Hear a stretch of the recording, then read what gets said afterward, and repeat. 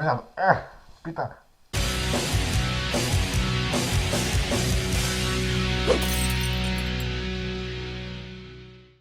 Bonjour mes petits confinés, hein? Et oui, ça y est, hein, chacun chez soi, et les hippopotames seront bien gardés, n'est-ce pas? Je suis le professeur Lambda, célèbre épidémiologiste, expert en relations humaines, philosophe et pizzaiolo. Coronavirus Disease 2019. Oui, parce que je donne aussi des cours d'anglais en ZEP.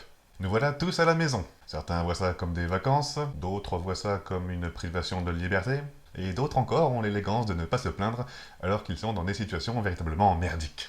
En tous les cas, il faut bien passer le temps, alors quoi de mieux pour ça qu'une intervention de votre professeur préféré, hein, qui va se faire un plaisir, comme d'habitude, hein, de répondre à toutes les petites questions hein, que vous lui avez posées. Oh putain, on se calme. J'aurais dû rester au Bahamas.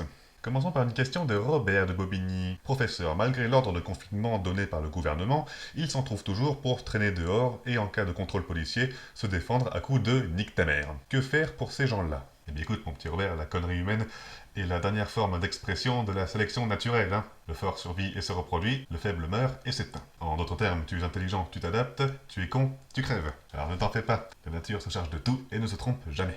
Question suivante, qui est de Christine, de Sainte-Christine. Coucou les cons, au moment du confinement, j'étais en vacances en Nouvelle-Guinée. Je vais prolonger mon séjour, amusez-vous bien. Eh bien, merci beaucoup Christine hein, pour ce petit message de soutien, va bien te faire enculer.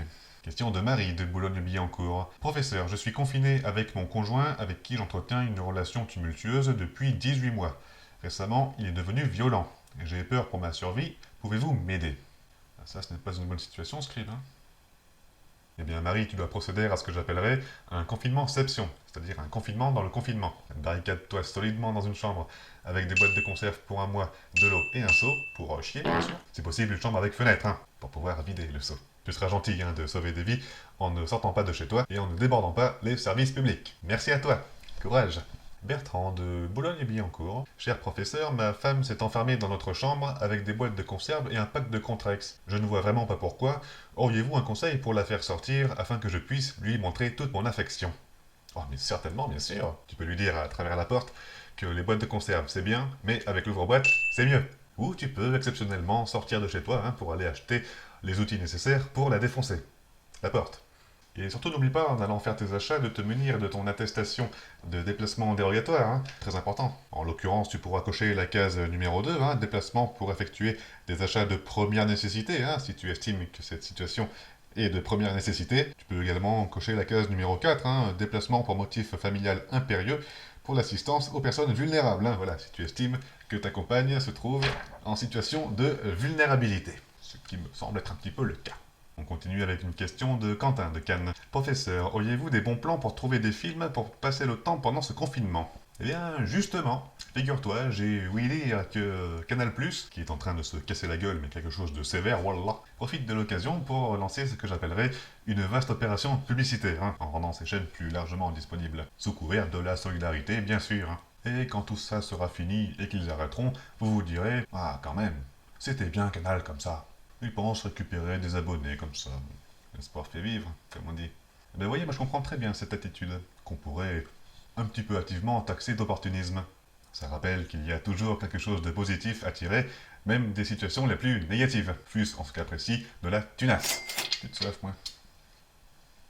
Et pour terminer, une question d'Antonio de Paris. Professeur, c'est trop gros cette histoire, je suis sûr que ça a été fait exprès pour faire un grand test, voir nos réactions pour de futurs bouleversements majeurs, réduire la population mondiale qui est en train d'exploser et causer trop de problèmes, en éliminant les plus faibles, en l'occurrence les vieux qui coûtent cher et qui ne produisent plus, et les pauvres qui ne pourront pas se payer le vaccin. Que pensez-vous de ma théorie? Je suis d'accord avec tout ce que vous dites, vous êtes beau et je vous aime. Oh, merci beaucoup. Oui, bon, ça c'est moi qui l'ai rajouté, d'accord, hein, bon, voilà. Eh bien, vois-tu, en avançant de telles idées, on risque très probablement de te traiter de complotiste. Et que tu penses par conséquent que le monde est dirigé par des reptiliens Illuminati, que Michael Jackson n'est pas mort, que la Terre est plate, que les Américains envoient leur armée dans des pays pétrolifères pour y rétablir la démocratie. Non mais franchement, est-ce que tu penses sérieusement qu'un gouvernement serait prêt à rendre malade sa propre population, tout ça pour mieux la soumettre et faire du fric dessus?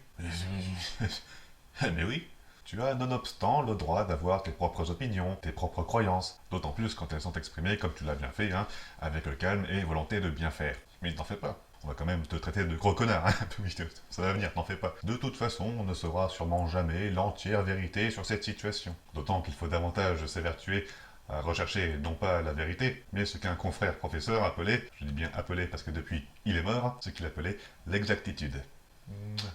Car au fond, je vous invite à réfléchir sur une notion fondamentale. Qu'est-ce que la vérité en soi? La version du plus grand nombre? Même si je t'accorde hein, que dans ce genre d'histoire, il y a systématiquement des zones d'ombre. Comme par exemple que c'est une sacrée coïncidence hein, que l'épidémie parte de la ville de Wuhan, quand on sait que s'y trouve justement un institut de virologie qui abrite un petit laboratoire de rien du tout, hein, un laboratoire de type pathogène 4, ces petits laboratoires de rien du tout, hein, de sécurité maximale, censés conserver les micro-organismes les plus dangereux de la planète. Ça peut être un accident, hein, on ne sait pas, peut-être, pourquoi pas, on ne sait pas ce qui s'est passé.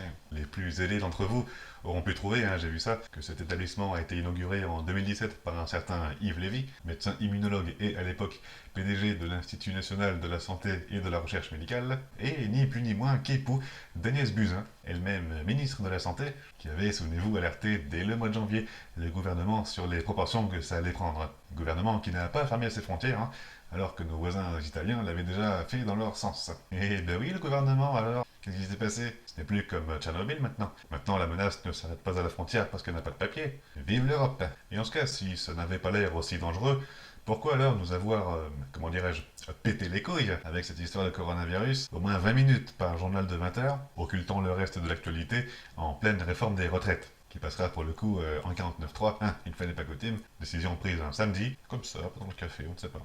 Par zone d'ombre, entendez simplement que c'est une histoire qui, disons-le calmement, exhale de légers relents de merde. Enfin, bref. Mais qui sommes-nous, nous, simples travailleurs, consommateurs, lecteurs, hein? Nous la merde, nous la bêtise, nous qui bouffons des chips devant la télé, obnubilés par notre pouvoir d'achat, nous qui nous masturbons devant Oku. Pas vous? Qui sommes-nous donc hein, pour pouvoir prétendre faire le travail d'un journaliste de TF1, Le Monde ou BFM TV? Pour revenir brièvement sur ces laboratoires anodins, nous n'y créons sûrement pas, je dis nous parce que c'est un laboratoire franco-chinois, nous n'y créons sûrement pas donc hein, des virus ou des armes bactériologiques. Hein. Non, que nenni. Et on nous dira bientôt que le Covid-19 est apparu lui-même, hein, comme ça, comme un grand, et qu'il n'est ni plus ni moins hein, qu'une énième conséquence du réchauffement climatique. Et on lui bourrera le mot à la mode, et on lui bourrera le mot à la mode de chez nous.